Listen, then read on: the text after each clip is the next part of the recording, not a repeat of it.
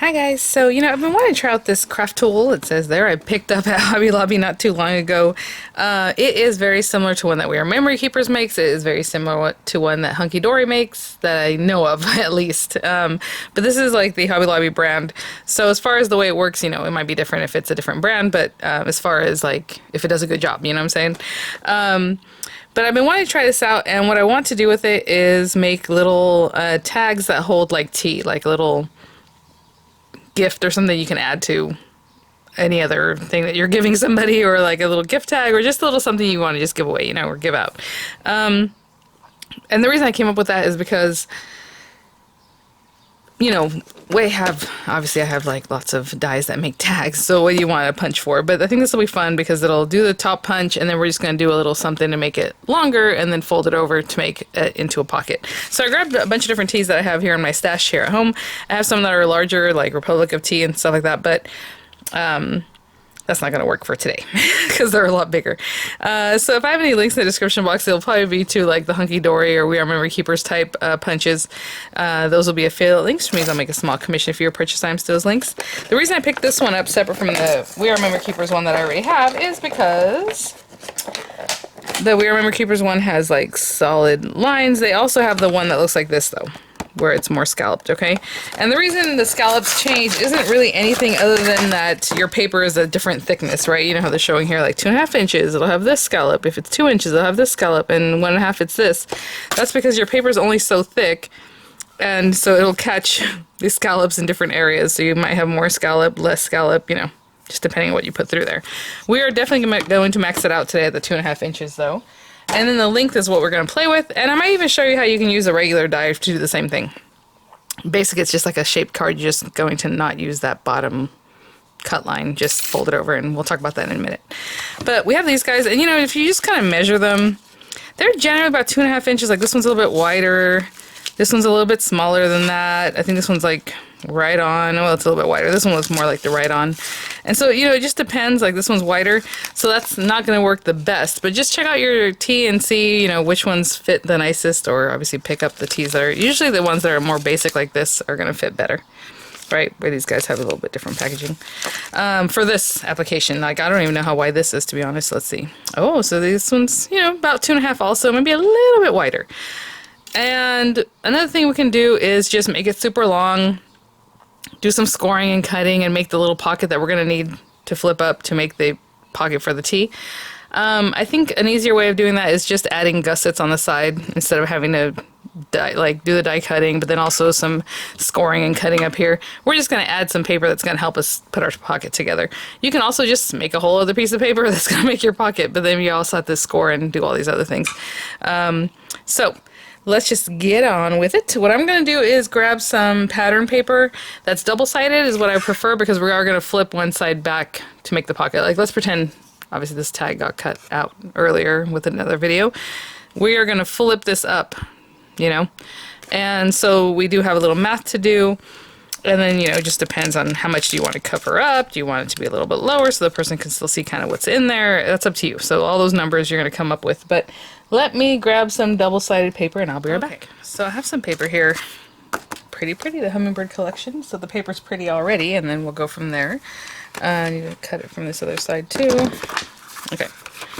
Oh, so pretty. But again, depending on what you're going to be doing, some of this might not show up, right? Because we fold it over like that, or have this part and have our birds up, but then that's upside down. So you have to think about all those kind of things as you're looking at these guys. I think I want to use paper that's a little bit less. Maybe this one. This one might work for me.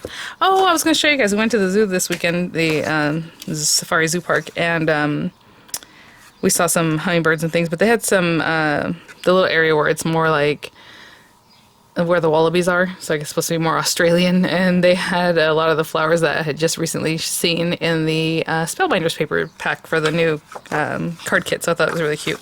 But anyway, I'm going to cut this 2.5 inches. It is already 6 inches tall. And some of that gets cut off, obviously, when we do our punching. And then we're going to flip some up. So I think that's actually going to work out. Like, I haven't even done any math, but let's pretend, not pretend, let's measure. This is 3 inches. So let's say we're here, and we want to fold this much up, like 2.5 inches up, or, you know, 2 inches up. I think that'll all work out. So yeah, so I'm just gonna cut this at 2.5 inches just to have a 2.5 inch strip. And then the other side of it, we will use a die and see how that works out for us. I don't know if this is gonna do what I want, but we will see. Okay, so I'm gonna cut this to 2.5 inches. I'll be right back. Okay, so we have our first piece, 2.5 inches by 6, and you know, there's a little hummingbird here. He's gonna get covered up, and that's okay. Or, you know, however you want. But I chose the piece of paper actually that has less hummingbirds on it, just to not waste that area. So as we bring these in, same thing with this guy, 2.5 inches. You know, you can do this. I just want to use this guy because it's cute and round at the top. And as we go in here, I'm gonna turn this over so you can see what's getting cut off. And not that much, and you know, try to keep it very centered. I'm going to bring it down just a little bit because I don't want to cut off too much of that 6 inch. So now I'm going to give it a punch. Punch really easy. This paper is 180 GSM. Sorry, yeah.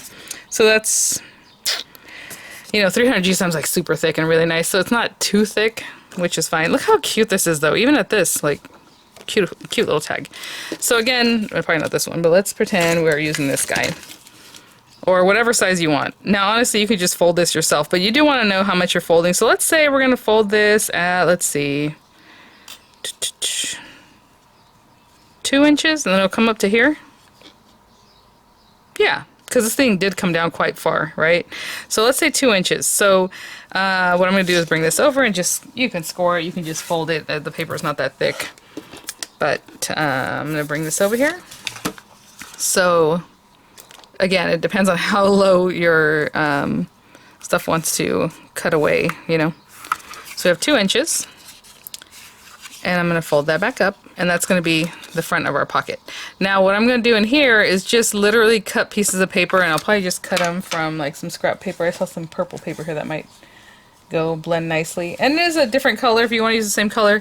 What I was saying before is if we wanted to do this, we could definitely do this. We can cut pieces off. We can leave like, you know, little glue tabs, but you're going to have to cut and think about, okay, I'm going to X-Acto knife to here, or use your paper trimmer to there, and then, you know, leave this piece and then cut it away and all these different things. That's why I'd rather not do that. I'm just going to take some pieces of paper that are, let's say 1/2 inch by just under 2 inches, so that way it's not like sticking out at the top. So 1/2 inch by 1 7/8 of an inch, okay?